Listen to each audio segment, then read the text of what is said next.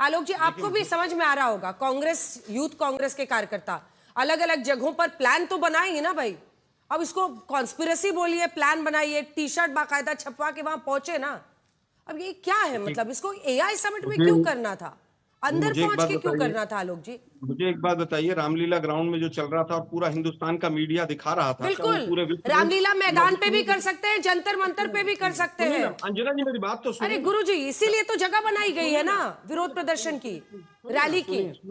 Please सुनिए ना, please. आज रामलीला मैदान आजकल मिलता नहीं है सरकार के विरोध के लिए। और जंतर मंतर, आज हालत ये है, अरे सुनिए ना मैम, जंतर मंतर पे आते ही 2016 में पहला कानून बना था, उसके हिस्से को आधा कर दिया गया था, उसके तमाम रूल्स को बदल दिया था। और जंतर मंतर पर विनेश फोगाट के साथ क्या हुआ था पूरे देश ने देखा था। वापस आता हूं मैं, 350 लोग मरे थे एक भगदड़ में उत्तर प्रदेश में, एक आदमी को अरेस्ट नहीं किया। आज तो टी शर्ट ढूंढते घूम रहे हैं कहां से प्रिंटिंग हुई। आप राम रहीम को जो सजा याफ्ता है रेप के और मर्डर के केस में, उसको आप इस तरह से बार बार पैरोल 40-40 बार देते हैं। आप महिला सुरक्षा की बात करते हैं। लाल किले का जो बॉम्ब ब्लास्ट हुआ, उसके लिए कितनी छापेमारी हुई, क्या हुआ, उसके बाद एनआईए ने क्या किया, देश वो भी जानना चाहता है, लेकिन आप नहीं बताएंगे। पुलवामा का नहीं बताएंगे आप। सरकार ने बताया। आलोक जी, आलोक जी, आप क्या चाहते हैं कि भेड़िए के खाल में जो बब्बर शेर छोड़े हुए थे आपने, इनको क्या सैंडविच खिला करके ले जाती पुलिस और कॉफी पे बुलाती, एकदम माल्यार्पण चाहते हैं आप? ठीक है सत्यप्रकाश जी, जैसे पूरा करेंगे ले आएंगे। देश बीजेपी वालों के बिहार पर बैठते हैं ये लोग, इनकी पार्टी इनको मना करती है कि नहीं बैठेंगे। कांग्रेस की मत कहां मानी गई? ठीक है मिश्रा जी, स्टूडियो का ही ऑडियो डाल कर दिया, पूछिए। ये बीजेपी की बी टीम को चुप कराइए।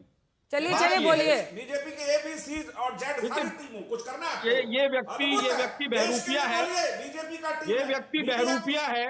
ये व्यक्ति कुछ दिन पहले जेडीयू का प्रवक्ता था, फिर ये नेता था, अभी राजनीतिक विश्लेषक हो गया। ये बीजेपी के प्लांटेड लोग हैं। मेरी बात पूरी होने दीजिए, नहीं तो मैं और को लोगों को भी निर्वस्त्र करूंगा। बीच में कोई ना बोले, नहीं तो पजामे पे भी जाऊंगा। रुकिए जरा एक बार, देखिए ऑनर आपकी आवाज जा रही है, पूरी कीजिए। तो शौकी है। देखिए बात ये है अंजना जी, बात ये है कि जेएनयू के अंदर जिस तरह पर गलत सीडी चलाई गई थी, जिस तरह से जेएनयू की गलत सीडी चलाई गई, उस समय पर भी पूरे हिंदुस्तान के मीडिया ने दिखाया कि जेएनयू में शायद आतंकवादी आ गए, और उसके बाद पहली डेट पर हाईकोर्ट ने बेल दे दी, और आज तक सजा नहीं हुई। ये पूरे देश को पता है। अरे भाई, मणिपुर के अंदर क्या हुआ था, हमारी फौजियों की बेटियों के साथ किस तरह का अभद्र व्यवहार हुआ था, वो लोग आज तक अरेस्ट हुए कि नहीं, पूरा देश को नहीं पता है। दुर्भाग्य यह है कि एप्स्टीन फाइल्स में कितने लोग नग्न हुए हैं, जांच इसकी होनी चाहिए। लेकिन पूरे देश के ध्यान को कैसे भटकाया जाए, तो टी शर्ट ढूंढ लो, टी शर्ट कहां प्रिंट हुई, कौन ग्वालियर पहुंच गया। अरे ये बताइए भाई कि एप्स्टीन फाइल्स वालों के मंत्रियों के बेटियों के यहाँ पर पैसा कितना आया, जांच इसकी होनी चाहिए, लेकिन उसकी जांच नहीं होगी। और अंत में बात कहना चाहूंगा, एक बहुत गंभीर चीज है वो उठा रहे कि देश में बड़े बड़े मुद्दे हैं, उन सबको दरकिनार करके टी शर्ट कहाँ छपी, ये कौन कहाँ पे। मीडिया एक काम कर लेना, एक तय कर ले कि देश के किन मुद्दों पर सरकार का ध्यान नहीं है। ऐसा कोई मुद्दा नहीं जिस पे सरकार का ध्यान नहीं है या सरकार ने एड्रेस नहीं किया हो। होता क्या है, ये कहीं शर्मा जी, मिश्रा जी को बोलने दीजिए। शर्मा जी, मिश्रा जी की बारी है। से पूछिए जब कि आपके यूथ कांग्रेस के लोग अपराध क्यों कर रहे हैं प्रदर्शन के नाम पर, तो ये पहुंच जाएंगे एप्स्टीन के पास, उस पर जवाब देंगे नहीं। अगर इनसे पूछे कि देश के सांसद को गद्दार क्यों कह रहे हैं, तो ये पहुंच जाएंगे कहीं और। अच्छा ठीक है, एक लाइन उनको पूरा कर लेने दीजिए, पूरा कर ले। अच्छा प्लीज एक सेकंड मिश्रा जी, एक सेकंड प्लीज सर, जल्दी से पूरा कीजिए। कितनी भी बातें आप कहें, ये जस्टिफाई नहीं करता है कि इसकी वजह से जाके टी शर्ट खोल दिया। एक मिनट अंजना जी, देवेंद्र सिंह एक डीएसपी था जो जम्मू कश्मीर से आतंकवादियों को गाड़ी में बैठाकर चला था, वो अरेस्ट हो गया था, और 90 दिन तक ये निकम्मी सरकार, बोगस सरकार, ये टॉयलेट पेपर वाली सरकार, उसके खिलाफ चार्जशीट नहीं फाइल कर पाई, उसको जमानत हो गई, और जांच एजेंसियों ने उसकी जमानत का विरोध नहीं किया। इनका ये टॉयलेट पेपर वाला जो लहजा है ना, वो इनके टॉयलेट पेपर की तरह ही हिंदुस्तान की जिस तरह से जांच एजेंसियां हैं, उन जांच एजेंसियों को उपयोग कर रहे हैं। मनमोहन सिंह के दफ्तर में बैठ करके गलबैया करते थे, देवेंद्र यादव यासिन मलिक जेल में है, आतंकवादियों से गलबैया करने वाली सरकार हमें बताएगी कि हम आतंकवादियों के साथ कैसा ट्रीटमेंट करेंगे। आप एक बात समझ लीजिए आलोक शर्मा जी, आज आतंकवादियों को वही सजा मिलती है जो सरकार मुकर्रर करती है। आपके समय में तो आतंकवादी प्रधानमंत्री कार्यालय में हाय हेलो थैंक यू चल रहा था। एक स्पष्ट मत है आपको देश के लोकतंत्र से ना कोई लेना देना है, संविधान की धज्जी उड़ाने का आप पर तो सबूत पेश है। एक आपके साथ बैठे हैं, वो आप ही के साथ गलबैया कर रहे हैं।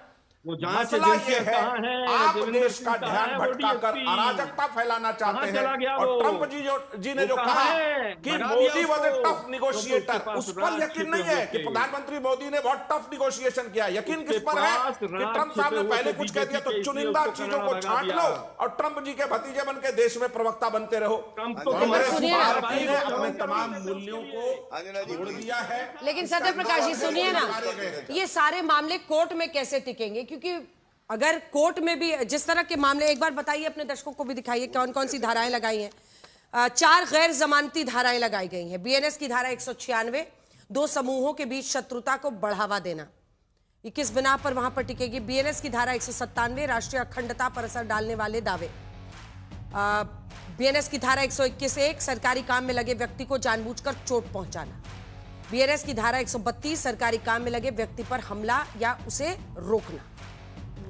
आज जो दो धाराएं जोड़ी गई हैं वो भी दिखा देते हैं। 191(1), गैर कानूनी तौर पर जमा होकर हिंसा करना। बीएनएस की धारा 192, दंगा कराने के इरादे से उकसाना। प्रदर्शन करने के लिए आप एक अनुमति लेते हैं आंदोलन करने के लिए, तो जो लोग ऐसा नहीं करते हैं और गलत जगह प्रदर्शन करते हैं तो संबंधित धाराएं लगेंगी। और मैं यकीन दिलाता हूं अंजना जी, इसमें जो भी लोग शामिल है ना उनको सजा मिलेगी कोर्ट से। देर हो सकता है लेकिन सजा जरूर मिलेगी। आपने कानून की धज्जी उड़ाई है वहां जाकर के एक अंतर्राष्ट्रीय सम्मेलन में, और राहुल गांधी और खड़गे साहब ने आज वो सर्टिफिकेट भी जारी कर दिया कि मेरे ही शेर थे। भेड़िए के खाल में सवाल तो सुनिएगा ना, सवाल सुनिएगा ना। पहला तो उस दिन हुआ जिस दिन आपने खुद ही कहा कि गलत जगह चुनी गई और अखिलेश जी ने भी इसको गलत बताया। उसके बाद से अब डिफेंड किया जाने लगा, क्योंकि कांग्रेस पार्टी पहले तो खुद ही समझ रही थी कि इससे नुकसान होगा, क्योंकि देश के लोग वहां पर पहुंच रहे थे, अंतर्राष्ट्रीय लोग वहां पर पहुंचे हुए थे, the best of the industry AI में सारे लोग वहां पर पहुंचे हुए थे, जो कंपनीज हैं। ऐसे में आप लोगों को एहसास हुआ, लेकिन अब डिफेंड किया जा रहा है। अब बात 2-3 दिन बीतते बीतते ऐसी हो गई है कि उनको बब्बर शेर कहा जा रहा है। मतलब ऐसे तो ऐसे ही हुआ ना जैसे नाखून कटा के अपने आप को शहीद घोषित करना, कि वहां जाके हमने टी-शर्ट उतार दिया, हम तो भाई शेर हो गए। देखिए, हमने पहले बोला था, फिर भी बोलता हूं कि वो समय और जगह सही नहीं थी। पहले मैं बोल रहा हूं, शुरू से हम लोग ये बात बोल रहे हैं। लेकिन इसका मतलब ये नहीं है कि एक आप उनके साथ, ठीक है उन्होंने गलती की है, लेकिन उसकी सजा ऐसी भी नहीं होनी चाहिए कि उनको ऐसा पेश किया जा रहा है देश के सामने जैसे लगता है कि वो आतंकवादी थे। खैर उस पर हम बोल चुके हैं। मैं दूसरी बात ये कहना चाहता हूँ, एक बीजेपी के प्रवक्ताओं को मैंने सुना, अरे चुप रहिए भाई, प्रभु अनुराग भाई, किसी ने उनको आतंकवादी नहीं कहा। उन पे संबंधित धाराएं जो अगर आप पढ़िएगा तो कोई आतंकवादी धारा नहीं लगी है उन पर, कोई देशद्रोह का मुकदमा नहीं लग रहा। सत्यप्रकाश जी, आपने बैठा लिया, मैं माइक ले लूंगी आके आपसे। ये कहाँ से आया आदमी सबके बीच में बोल रहा है? कौन है भाई ये? चलिए अंजना जी, मैं भदौरिया जी भाई सारे के बीच में कंधे हो क्या? भदौरिया जी, सवाल ये है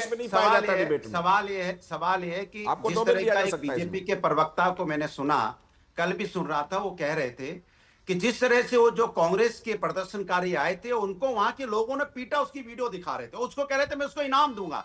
तो अंजना जी, इसके मतलब कि अराजकता का माहौल देश के अंदर पैदा करना चाहते हैं। अगर कोई कानून तोड़ेगा तो सजा कानून देगी ना, कि जनता देने लग जाएगी। अगर ऐसा माहौल पैदा करेंगे तो हर कोई कहेगा, या अगर कोई गलत करेगा तो सजा जनता देगी। ये गलत बात है। और मैंने तब भी बोला था, फिर बोलता हूं, जो बीजेपी प्रवक्ता बार बार एक व्यक्ति की फोटो दिखाते हैं, कि उनको पीटने वाले की फोटो दिखाते हैं, अराजकता पैदा करना चाहते हैं समाज के अंदर, ये ठीक नहीं है। हम लोकतंत्र में विश्वास रखते हैं, हम संविधान और कानून में विश्वास रखते हैं। कोई गलत करेगा तो कानून सजा देगी, पुलिस पकड़ रही है ना, जेल में डाल रही है ना, लेकिन वो कौन, ये कौन कहते हम इनाम देंगे, ये पकड़ा जाएगा तो। दूसरी बात, सवाल ये उठता है बार बार, वहां पे जिन लोगों ने, जिनकी वजह से देश का सम्मान गिरा, उनके खिलाफ कार्रवाई, अंजना जी क्या हुई है? पूरा देश जानना चाहता है।